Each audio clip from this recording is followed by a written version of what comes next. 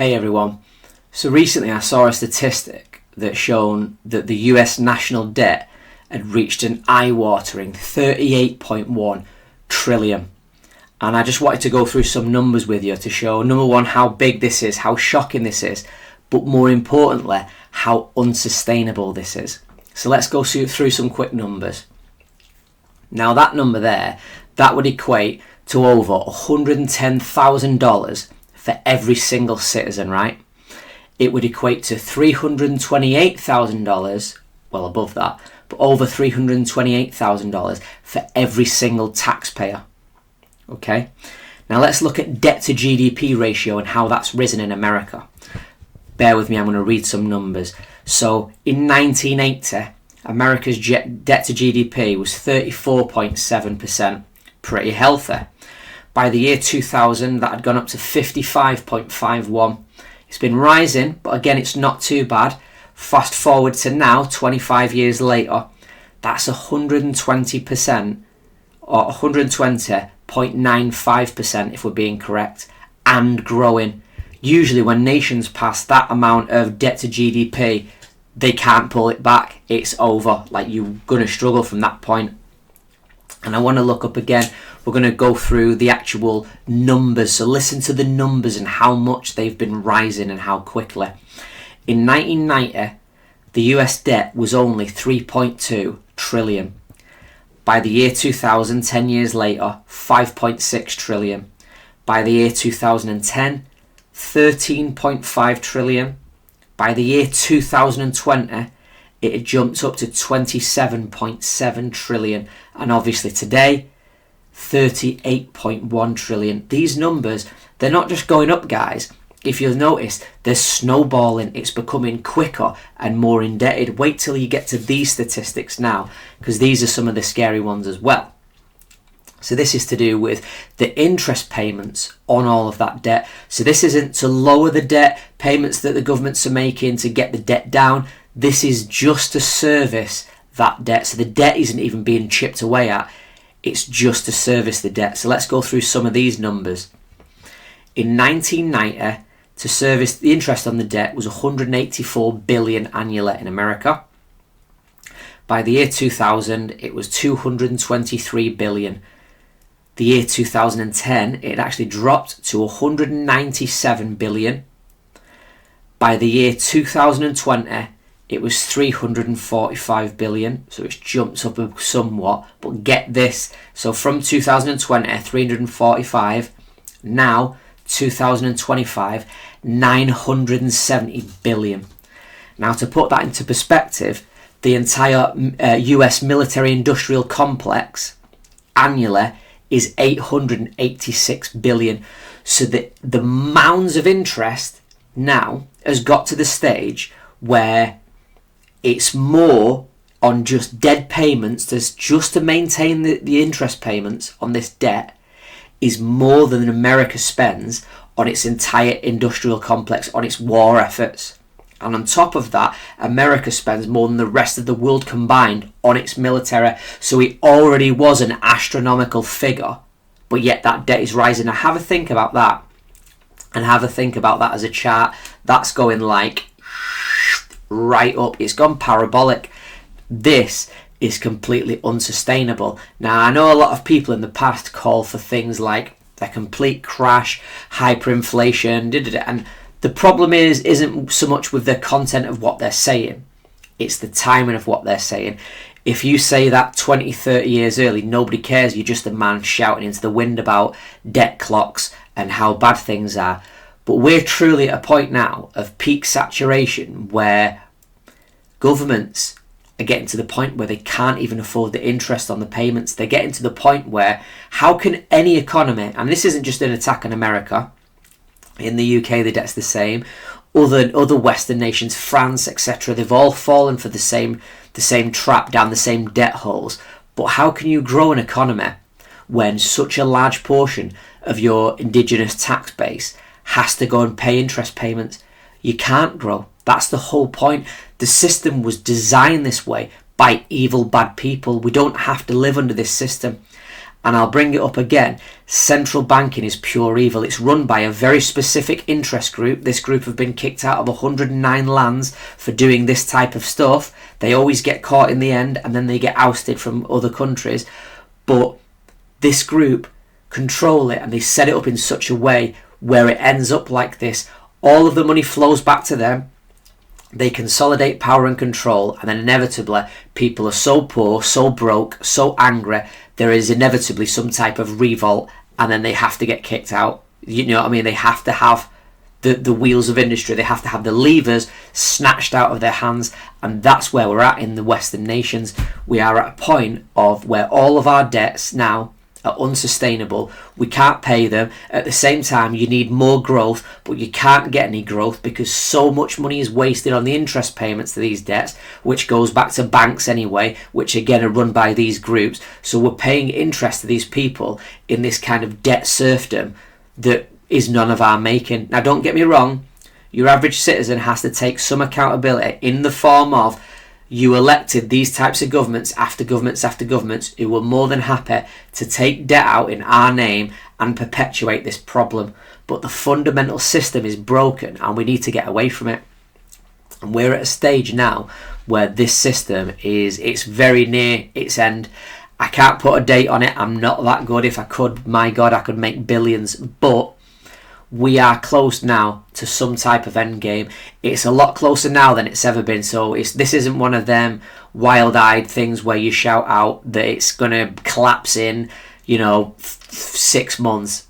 That like people used to say way back when, and it never comes true.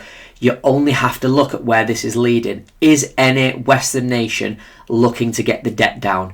No. There is no action plan in place to get the debt down. No. It would be unpalatable to do that. Tax rises, you only have to look at the UK.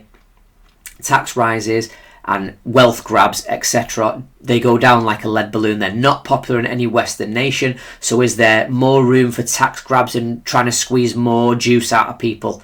No, there's no room for that. Are people going to cut back on spending? No, the public would go mad. In all Western nations, everybody's used to a certain standard of living. They're used to the welfare state. They're used to free this and free that. If you were to cut some of them free programs and free this and free things, they will go mental. They will absolutely look to riot and burn stuff and break stuff up. So what's the solution? Well, this is the funny part, right? Because history repeats. Or they say history doesn't repeat, it rhymes. It's very close in nature. And this happens time and time again. Governments have two options here, right? Let's see if you think you know which one your average government's going to pick.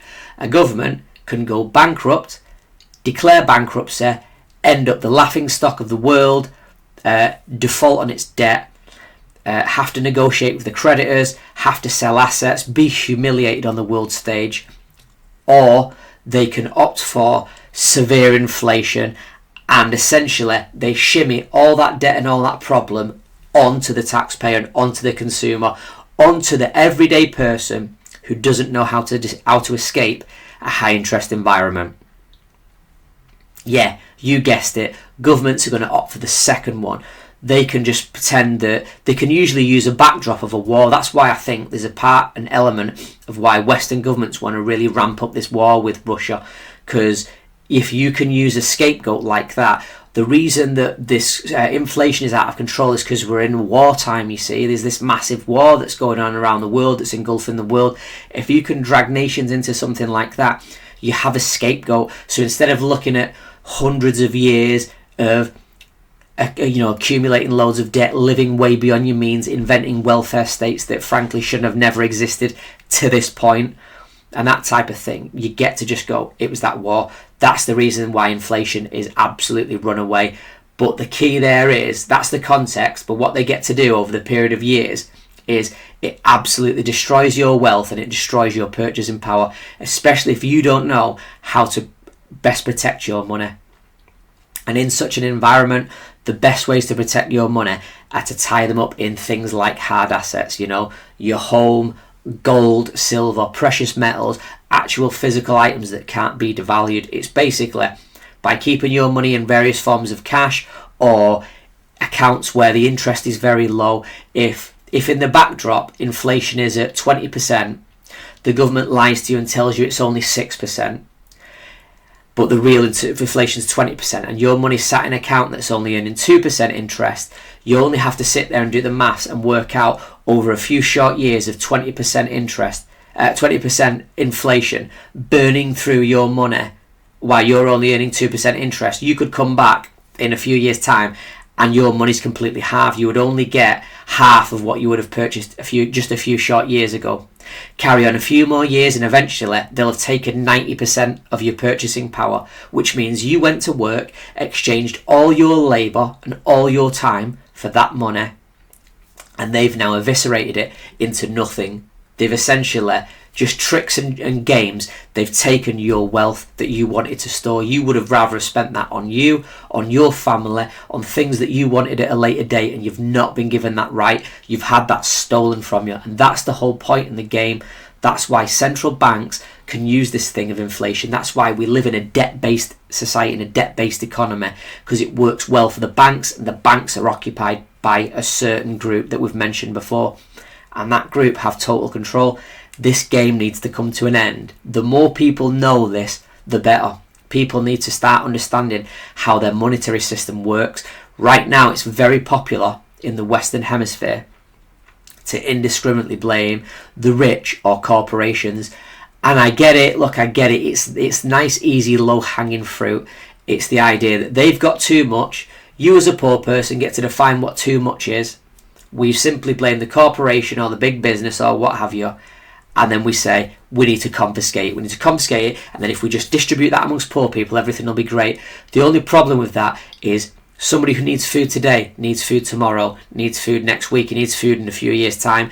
Somebody who needs shelter today needs shelter tomorrow, needs shelter. So they're ongoing payments. If somebody needs something, it's an ongoing thing. It's not just we take care of them today. So stealing somebody's wealth today sounds great, but once that money's gone, then what? We still have a nation of hungry mouths to feed. The system doesn't work. We can only confiscate people's assets so much before they get pissed off and they run away. They take those assets and then they leave. And everybody's always like, yeah, good. It's like, no, it's not good. If the people with money leave, then there's no money. There's next to no jobs. This is the real world. And I always get pushback from all the socialists who think that you could just confiscate people's money. They should morally do the right thing. So a billionaire should just whack out his money. That then, by giving it to poor people, fixes the problem and everything's sorted. Well, it's not. It's a temporary fix. And it never actually works anyway. They always abscond. Why wouldn't you? It's human nature. Somebody came after my money, I'd want to damn well know why I'm paying for other people. And then the second part is, if it became too much of a burden, I would simply look to leave. That's what inevitably happens. So that's where we are in the Western world right now. It doesn't look good, does it, guys? I hate to paint that picture, but the best thing that you can do as an individual citizen is look to protect your wealth in a high inflationary environment. You don't have to take my word for it, but look up in the future. Look up what does well during an inflationary environment. So that might be certain stocks and shares that are done through good dividend pays in terms of oil stocks, certain mining stocks, because their original asset is going to go through the roof in terms of the commodity price. Gold miners will probably do well long term, oil stocks will do well long term, uranium stocks will do well long term, and things of that nature. Things that pay out will probably hold some sort of comparison if you're allowing it to compound. But the best assets are the hard assets, are things like homes, are things like a car to own, things that they can't inflate away. If you've got money stored somewhere, just be careful of how you go about storing it. If you do want loose cash and loose money, be careful of how you store it, because the government do want to steal that money from you via inflation. And that's the message from the video today, guys.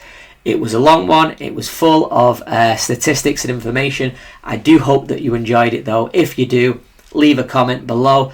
Don't forget to like, share and subscribe, and I will see you in the next video. Thank you for watching.